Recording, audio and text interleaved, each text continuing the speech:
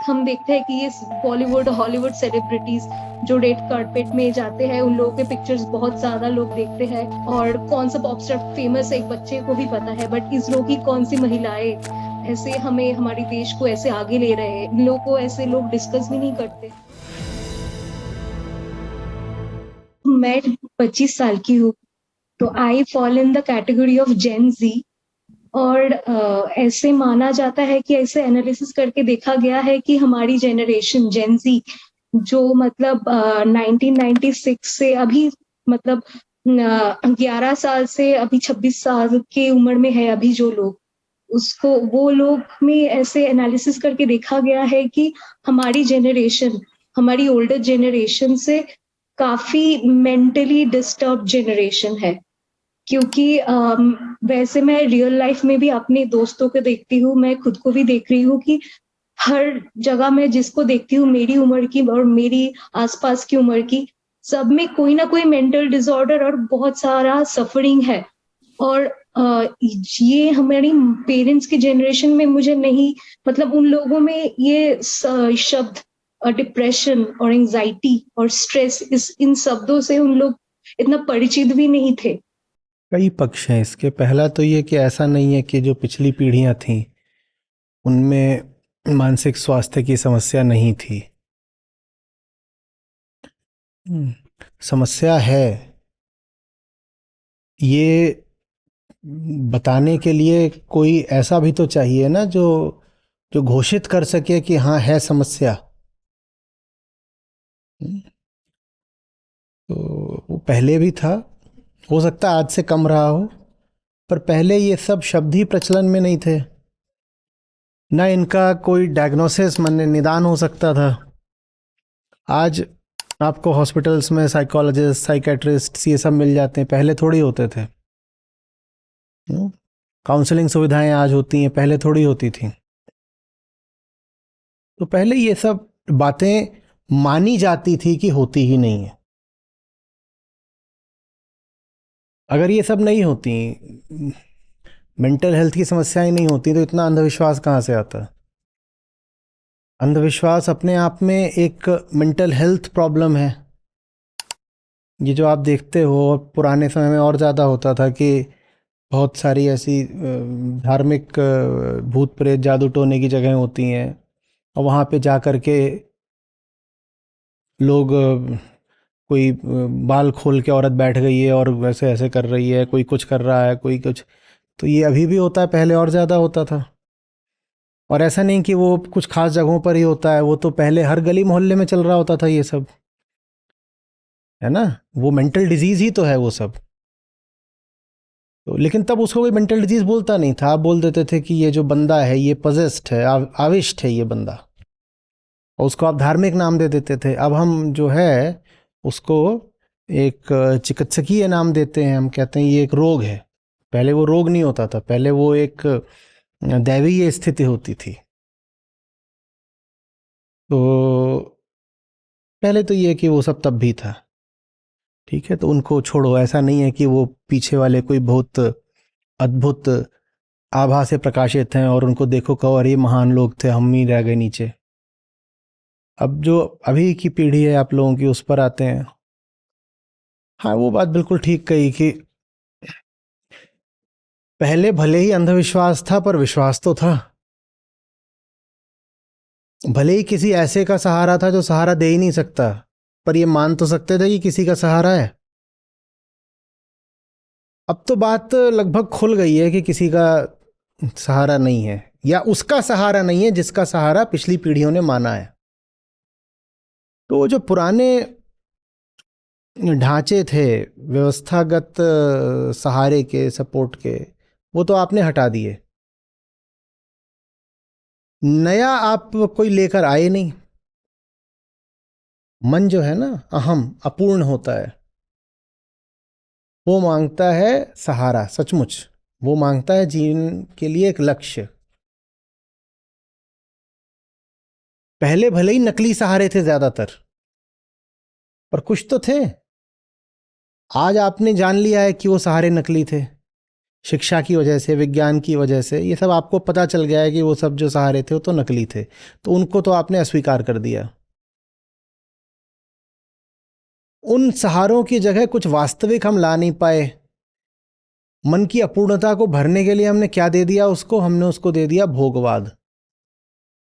हमने कह दिया भीतर से अगर तुम खाली अनुभव कर रहे हो तो लो भोगो। हम्म। तो पहले एक नकली सहारा था,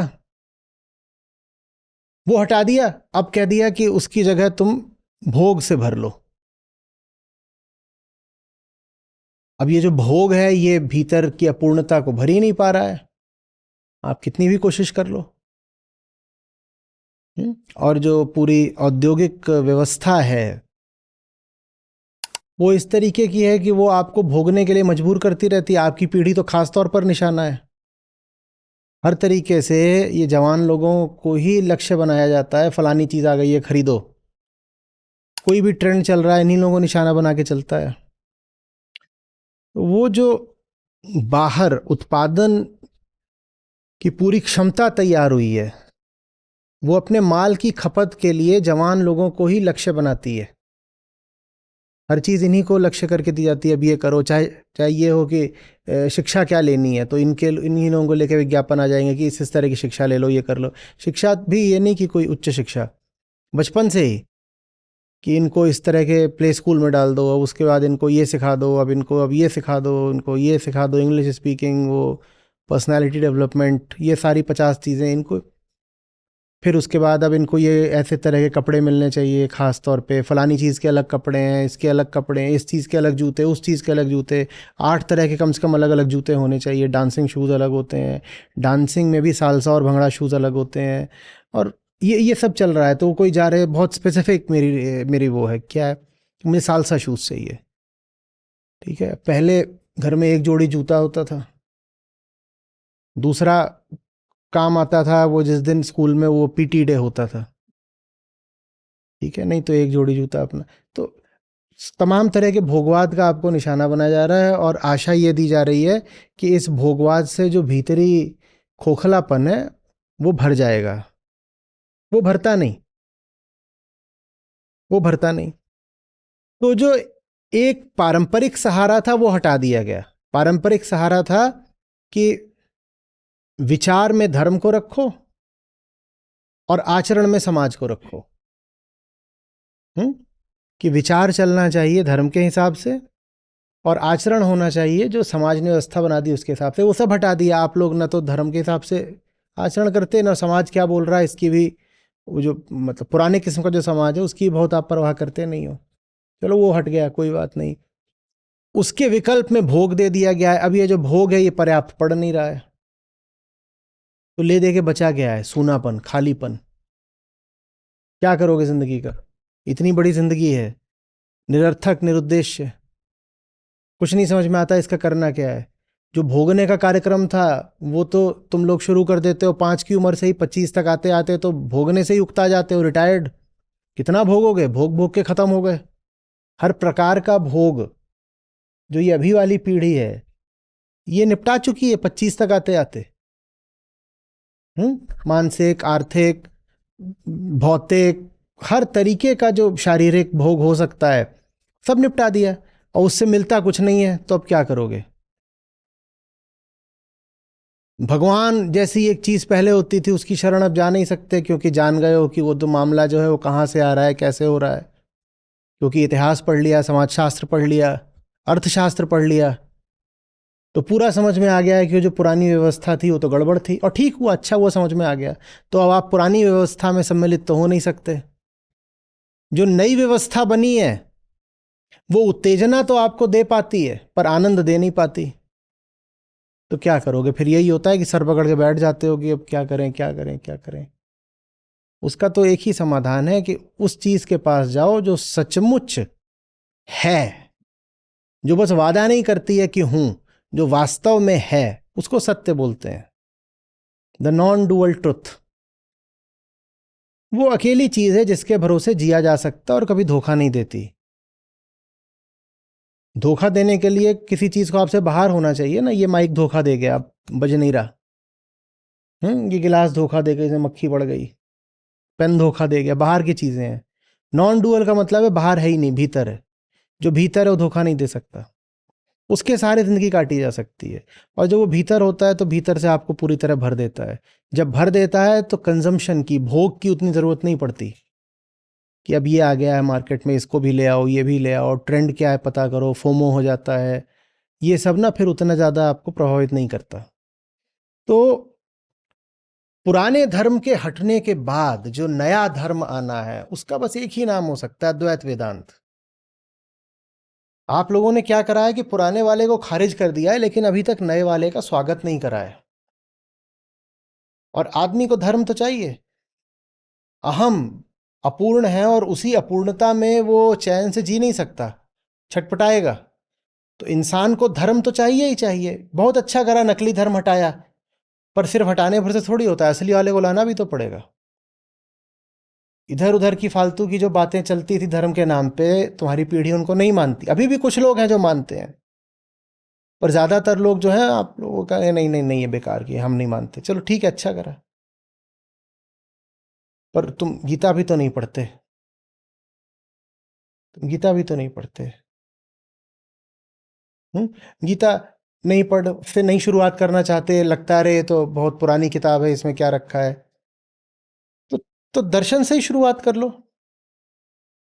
वेदांत का संबंध क्यों मान रहे हो कि किसी धर्म से है? वेदांत तो अपने आप में एक फिलॉसफी है। फिलॉसफी पढ़ने में भी क्या कुछ समस्या हो गई? या सेकुलर वगैरह कहलाने के लिए जरूरी है कि फिलॉसफी भी नहीं पढ़ोगे? फिलॉसफी के नाते ही वेदांत पढ़ लो, सांख्य पढ़ लो, बौद्ध दर्शन पढ़ लो, क्या समस्या आ गई? हम नहीं उसको देखते हैं। चलो दर्शन नहीं पढ़ना, फिलॉसफी मुझे बोरिंग लगती है। अरे भाई, तो रमण महर्षि के संवाद हैं, उनको पढ़ लो। वहां तो वो एक एक दो दो लाइनों में बात करते थे। वो मेरी तरह सब थोड़ी होते कि 3 घंटे बकबक करें। कि आपने एक पांत का सवाल पूछ दिया और मैं उस पर आधे घंटे। अब तो वहां पे आपको संक्षेप में सब मिल जाएगा। कृष्णमूर्ति को पढ़ लीजिए। और अगर बहुत साधारण तरीके से समझना है तो रामकृष्ण परमहंस के प्रसंग हैं, उनको पढ़ लीजिए। पर जो असली है उसको जीवन में लेके तो आइए, कहीं से तो लाना पड़ेगा ना। असली की जगह आप कहें कि the substitute for the old religiosity is new consumerism, तो ये तो बहुत ही मूर्खता की बात है। ऐसे नहीं चलेगा, इससे तो फिर मेंटल एपिडेमिक ही आएगा। कि पुराना सब हटा दो, ये बेकार के लोग हैं, और हमें क्या करना है? हमें तो जी बस कंज्यूम करना है। कंज्यूम, कोई पूछो कि भाई तुम्हारी जिंदगी का लक्ष्य क्या है, तो कहें कंजम्पशन। थोड़ा जोर डालो और कि भाई ठीक है, पर क्या, do you have a guiding philosophy? तो कहते ह्यूमनिज्म। मैं पूछा इसका मतलब क्या है? ह्यूमन का मतलब तो होता है एक स्पीशीज, ये ह्यूमनिज्म क्या होता है? तो बोलते हैं मानवतावाद। उनका इसका मतलब बताओ। मतलब कुछ नहीं है, इधर उधर की 10-5 बातें करी, उनमें जैसे ही थोड़ा गहराई से पूछो तो कुछ नहीं पता। पर ह्यूमनिज्म, इंसानियत हमारा धर्म है। अरे इसका मतलब क्या है इंसानियत हमारा धर्म है? इंसान तो 100 तरीके के होते हैं, उसमें से कौन सा तुम्हारा धर्म है? और जितने मुंह उतनी बातें। 100 इंसान है तो 100 तरह की बातें करेंगे, उनमें से कौन सी बात धर्म है? वो कुछ नहीं है, हम इतना नहीं सोचते। इंसानियत, इंसानियत मतलब क्या? You must help others. It's very obvious, that's इंसानियत। नहीं, it's not that obvious, you require some rigour in thought. ऐसे नहीं होता कि इंसानियत का तो मतलब होता है do good, don't hurt others. Do good माने क्या? And who is the doer? Who will define goodness? नहीं, इन बातों में हम जाते नहीं। हम तो कौन सी जेन जेन जी है? अरे भाई, जी हो कि छी हो, लेकिन एक मुद्दा है, उस पर विचार तो करना पड़ेगा ना। विचार करना ही नहीं है। विचार करना पड़ेगा, क्योंकि ये जनरेशन्स बदलती रहती हैं, लेकिन अहम कि जो मूल प्रकृति है वो तो वैसी वही है ना जो हमेशा थी। क्या? अपूर्णता। तो मनुष्य को धर्म हमेशा चाहिए होगा, हमेशा। बस नकली धर्म मत पकड़ना। असली धर्म का क्या नाम आज हमने कहा? आत्मज्ञान, सेल्फ नॉलेज। आत्मज्ञान ही अध्यात्म है। तो तुम्हारी पीढ़ी हो, पिछली पीढ़ी हो, अगली पीढ़ी हो, सबको आत्मज्ञान ही चाहिए। और वो आत्मज्ञान रहेगा, मौज रहेगी, दिमाग एकदम इधर उधर नहीं भागेगा, एकदम संट रहेगा। हाँ, कोई ब्रेन डिसऑर्डर हो तो वो अलग चीज़ होती है, उसका इलाज अध्यात्म में नहीं होता। उसका इलाज तो फिर आपको मेडिकल साइंस में ही मिलेगा, अगर ब्रेन में ही कुछ हो गया है। लेकिन हम जिसको माइंड बोलते हैं, उसका इलाज अध्यात्म के पास निश्चित रूप से होता है। Self knowledge is very effective in curing a lot of the mental nonsense. ठीक है। और सर आजकल फेमिनिज्म के नाम पे भी ऐसा बोला जा रहा है कि फेमिनिज्म मतलब लड़कियां कुछ भी कर सकते हैं, मतलब they have the freedom to wear whatever they want, they have the freedom to like. एक कोर्ट में मैं देख रही थी, एक सेलिब्रिटी बोल रहा था कि people think that it's wrong for women to think that they can not want money fame. मतलब उन लोगों के पास अभी फ्रीडम और इंडिपेंडेंस के मतलब ही मनी, फेम, जिस जैसे चाहो उस तरह के कपड़े पहनना, जिस जो भी चाहो बिना सोच के बातें करना, ये ज्यादा चीज हाईलाइटेड होता है इंस्टेड की नॉलेज के। और जैसे, और ये ज्यादा हम देखते हैं कि ये बॉलीवुड हॉलीवुड सेलिब्रिटीज जो रेड कपड़े कारपेट में जाते हैं, उन लोगों के पिक्चर्स बहुत ज्यादा लोग देखते हैं। और कौन सा पॉप स्टार फेमस है एक बच्चे को भी पता है, बट इसरो की कौन सी महिलाएं ऐसे हमें हमारे देश को ऐसे आगे ले रहे हैं, इन लोगों को ऐसे लोग डिस्कस भी नहीं करते हैं। और डिस्कस करने से भी आपको बोला जाए कि क्या इतना इंटेलेक्चुअल बात कर रहे हो, अभी यहाँ पे ये सब मत करो। तो मैंने ऐसे अपने ऑफिस में भी कलीग्स के साथ फेस किया है। वो लोग रिडिक्यूल, मैं कोशिश की कि उन लोगों के जो माहौल था ऐसे सिर्फ बॉलीवुड फिल्म्स ऐसे चीजों, और मतलब आपको समझ में आ रहा है कि मैं क्या बोलने की कोशिश कर रही हूँ, ऐसी चीजों में हमेशा डूबे रहते हैं डिस्कशन उन लोगों का। तो मैं कभी जब कुछ अच्छी तरह से मैंने डिस्कशन को ऐसे दूसरी तरफ घुमाने की कोशिश किया तो they just shut me of. और ऐसे मुझे रिडिक्यूल भी किया गया है कि मैं गीता पढ़ती हूँ और मैं वीगन हूँ, तो इसकी वजह से भी मुझे बहुत रिडिक्यूल किया गया है। तो मतलब, और वैसे मैं ग्रुप से अलग होती गई और कोई किसी ने बात भी नहीं किया। तो सर ऐसा हो रहा है हमारी जनरेशन के साथ। देखो, और सर अगर इंटेलेक्चुअल रिगर नहीं है ना, इंटेलेक्चुअल रिगर नहीं है, तो एक वो बेचारी गांव की देहातन है जो पढ़ी लिखी नहीं है, हाँ, और वो किसी पेड़ के नीचे अभुआ रही है ऐसे ऐसे करके उसमें, और और शॉर्ट स्कर्ट्स पहन करके कहीं आप ऑफिस में हो या कहीं घूम रहे हो और एकदम उथली बातें कर रहे हो, इन दोनों व्यक्तियों में कोई अंतर नहीं है। दोनों में साझी चीज ये है कि इंटेलेक्चुअल रिगर तो दोनों में ही नहीं है ना, आत्मविचार तो दोनों ने ही नहीं कर रखा है। पर आप बोल देते हो कि वो पिछड़ी हुई है, वो गंवारन है क्योंकि वो गांव में रहती है, उसने साड़ी पहन रखी है और वो एक तरह की भाषा बोलती है तो वो गंवारन है।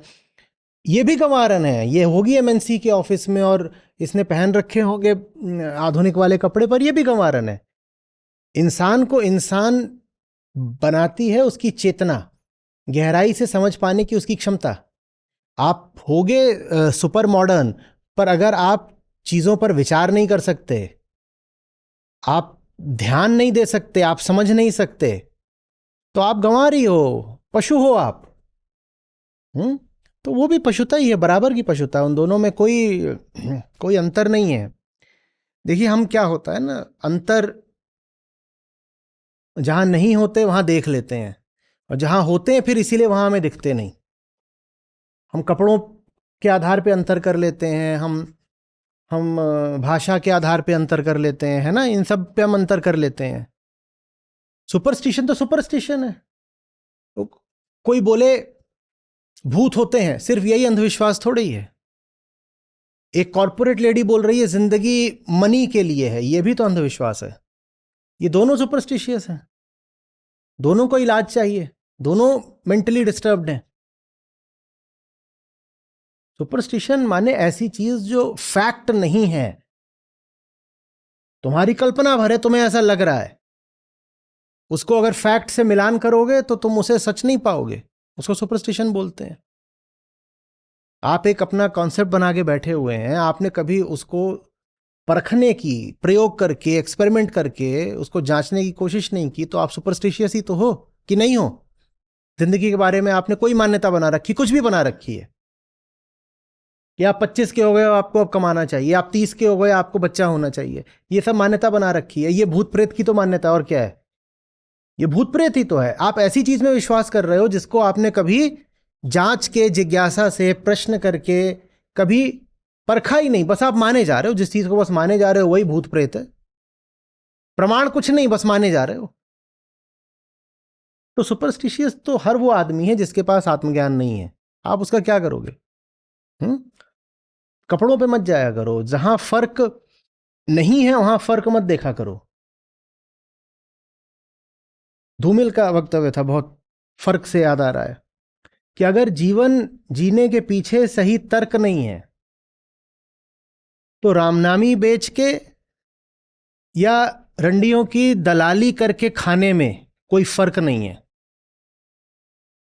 ऊपर ऊपर से ऐसा लगेगा कि ये तो विपरीत काम है, एक धर्म का काम कर रहा है, एक वेश्यावृत्ति का काम कर रहा है, ये तो दो अलग अलग काम है। पर ये अलग काम नहीं है। अगर जीवन जीने के पीछे सही तर्क नहीं है तो अच्छे दिखने वाले काम और बुरे दिखने वाले काम, दोनों में कोई फर्क नहीं है।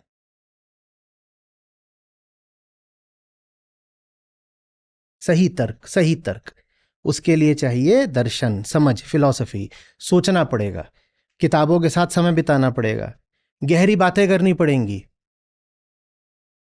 ट्रिवियल डिस्कशन से आगे जाकर के मीनिंगफुल एंगेजमेंट्स करने पड़ेंगे। तब जाके जिंदगी समझ में आती है। अब जिंदगी समझ में आती है तो दिमाग सुलझता है, फिर ये एंजाइटी और ये सब कम होते हैं।